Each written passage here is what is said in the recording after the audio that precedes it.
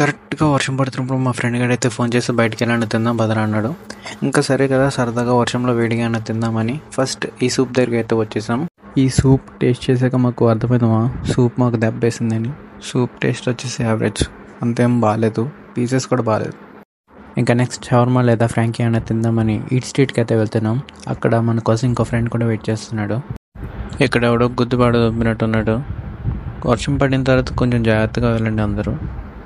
ఈ వర్షంలో నాకు ఒక సాంగ్ గుర్తొస్తుంది మామ. వాన వాన వెల్లువాయే సో ఇందువదన కుందరదన మందగమన మధుర వచన. Wow wow this nice.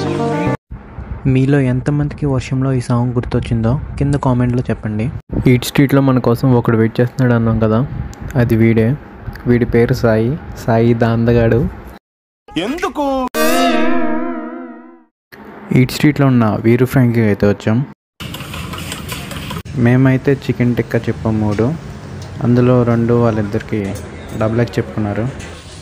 చూసారా వాళ్ళిద్దరూ ఎప్పుడెప్పుడు వస్తుందా అని ఎలా వెయిట్ చేస్తున్నారు.